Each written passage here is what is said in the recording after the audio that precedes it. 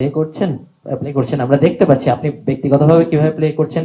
এক, দ্বিতীয়ত কতটুকু পরিবর্তন হয়েছে ক্ষমতাকে প্রশ্ন করার জায়গা থেকে? আমি তো বলবো যে আমরা গত 5 মাসে যেটা অ্যাচিভ করেছি সেটা অ্যামেজিং। এটা 5 মাসে আমাদের যে কনস্ট্রেন্ট নিয়ে আমরা শুরু করেছি, একটা ভঙ্গুর অর্থনীতি, একটা বিপর্যস্ত সমাজ ব্যবস্থা এবং একটা 15 বছরের একটা রাজতন্ত্র থেকে আমরা হঠাৎ করে একটা রিপাবলিকে ফিরে আসা এবং এটা জন আকাঙ্ক্ষাকে বাস্তবায়ন করা, এটা তো চিন্তাই করা যায় না। আমরা যেই কাজগুলো আমরা অ্যাচিভ করেছি, আমার মনে হয় যে এটা খুবই আন্ডার অ্যাপ্রিসিয়েটেড আছে এবং এটা আমার মনে হয় যে এই অ্যাপ্রিসিয়েশনটা হয়তো আমরা অনেক অনেক পরে পাবো, মেবি 2-3 বছর পরে যে অনেকে বলবেন। প্রথম কথা হচ্ছে যে আপনি সে আমাদের 90-এ যে আমরা যেই ব্যবস্থার মধ্যে আসলাম, আমরা 90-এর আন্দোলনের পরে, তারপরে বাংলাদেশের একটা গণতান্ত্রিক, আমি এর আগে আমি যাচ্ছি না, পুরো আমি 70-এর দশক 71 থেকে 81 যদি দেখেন, পুরো দশকটা ছিল খতমের একটা রাজনীতি। আমরা খুব রেস্টলেস ছিলাম, যারা আমরা স্বাধীনতার যুদ্ধে গিয়েছি তারা এসে সবাই দেখা যাচ্ছে যে সে 72 সাল থেকেই আমরা রেস্টলেস হয়ে গেছি যে না হচ্ছে না, আমার কিছু একটা করতে হবে, দেশকে আমার মতো করে আমি করবো। মার্কসিস্টরা, মাওয়িস্টরা, যারা ব্যারাকে ছিলেন তারা, যারা পলিটিক্যাল পার্টি করছেন তারা, জাসদ যারা করছেন, সবার মধ্যে একটা রেস্টলেসনেস, এবং এই রেস্টলেসের বলি হয়েছেন অনেকে। আপনি যদি ওই গল্প ওই লেখাগুলো পড়েন, আপনি মানে অবাক হয়ে যাবেন। আমাদের মধ্যে এত খুন ছিল, আমাদের মধ্যে এত রাগ, আমাদের মধ্যে এত ঘৃণা, এবং ওই জায়গা থেকে আমরা উত্তরণ করে আমরা পুরো একটা স্ট্যাগনেন্ট 80-র দশক পেয়েছি। তারপরে 90-এর যে আমরা গণতান্ত্রিক যে আন্দোলন হলো এরশাদকে হটিয়ে, তারপরে আমাদের একটা ইচ্ছা ছিল যে আমরা একটা গণতান্ত্রিক একটা ফেজে যাব এবং গ্র্যাজুয়ালি আমাদের ইনস্টিটিউশন গুলো ইমপ্রুভ করবে। গণতন্ত্রের মধ্যে থাকলে কি ট্রায়াল অ্যান্ড এররের মধ্যে থাকি, এটা কাজ করে নাই আর একটা দিলাম, এইটা হচ্ছে না অন্যটা করলাম, করতে করতে একটা সমাজ একটা ম্যাচুরিটির দিকে যায় বা একটা সেটা আমাদের হয় নাই। আমাদের যে মূল ফাউন্ডেশনটা ছিল কেয়ারটেকার গভর্নমেন্ট, এটা ধ্বংস হয়ে গেল, ঠিক না?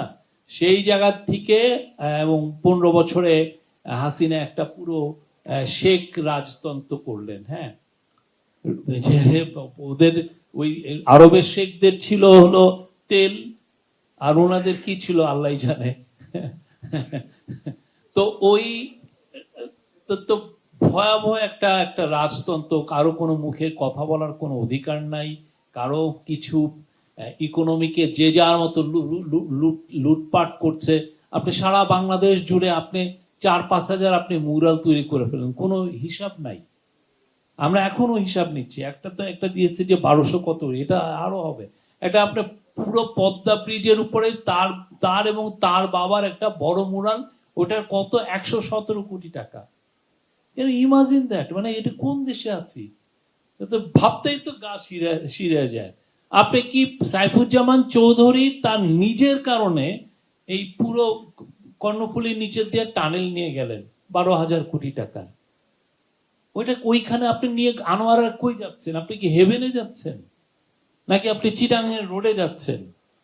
মানে একটা লোক রিপোর্ট করে নাই। আপনি দেখেন, আমরা কিন্তু দেখতেছিলাম যে আমরা একটা ভয়াবহ একটা ইয়েতে, তো এই যে একটা সমাজ ব্যবস্থা, এমন একটা ভায়োলেন্ট, একটা ব্রুটাল একটা ডিক্টেটরশিপ, একটা করাপ্ট ডিক্টেটরশিপ থেকে আমরা এই গভর্নমেন্ট, ইন্টারিম গভর্নমেন্ট, আমরা মানে ইন্টারিম গভর্নমেন্ট ক্ষমতা নিল এবং প্রফেসর ইউনুস উনি প্যারিসে ছিলেন, তাকে ডেকে আনা হলো।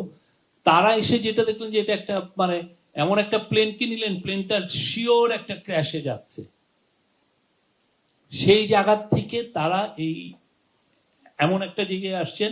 এখন আমরা কি করছি? আমরা জিনিসপত্রের দাম কমেছে, দেশের যে টার্বুলেন্স ছিল সেটা গেছে, ভায়োলেন্স যেটা ছিল, একটু রিপ্রাইজাল অ্যাটাক ছিল, সেটা একদমই নাই। আমি বলবো যে ল অ্যান্ড অর্ডার সিচুয়েশন গত বছর এই সময় যা ছিল ঠিক এখন ঠিক সেইটাই আছে। আমি বলবো আমরা প্রতিদিন আমরা স্ট্যাটিস্টিক্স দিচ্ছি যে ক্রাইমের স্ট্যাটিস্টিক্স কিরকম, তারপরে ইকোনমি, আপনি যদি যে গতিতে ইকোনমি যাচ্ছিল এতক্ষণে এসে আমাদের রিজার্ভে $2 বিলিয়ন থাকার কথা ছিল, সেখানে আছে এখন 22 বিলিয়নের মতো।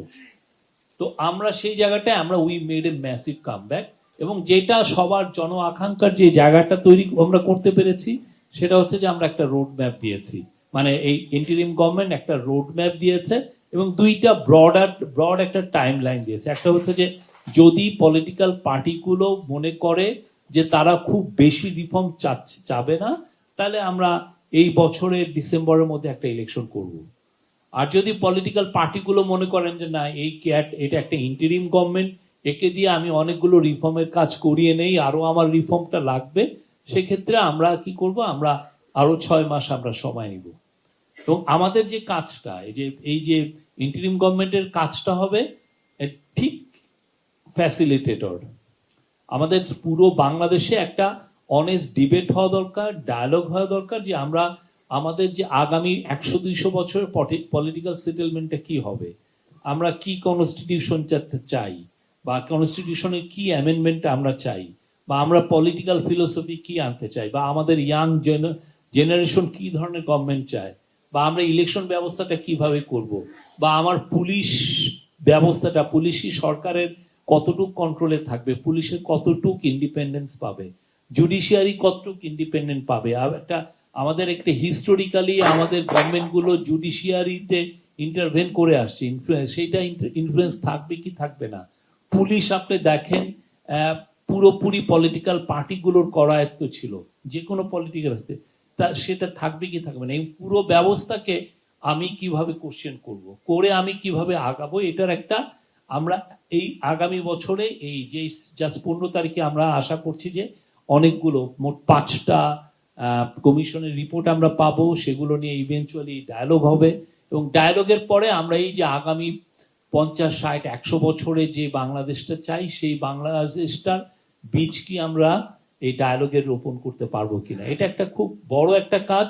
এবং আমাদের রিকোয়েস্ট সবার প্রতি, আপনারা অস্থির হওয়ার দরকার নাই, আপনারা ডায়ালগে টেক পার্ট করেন। এইখানে যেরকম একটা ডায়ালগ হচ্ছে, আমাদের গভর্নমেন্টও সেই এইরকম ডায়ালগ গুলো, একটা কনসেনসাস বিল্ডিং কমিশন করা হয়েছে, সেই কনসেনসাস বিল্ডিং কমিশনের আওতায় সবার সাথে ডায়ালগ হবে, এবং আমরা আশা করছি একটা ভালো, আপনি কথাবার্তায় রেস্টলেসনেস ডাজন্ট ব্রিং এনিথিং।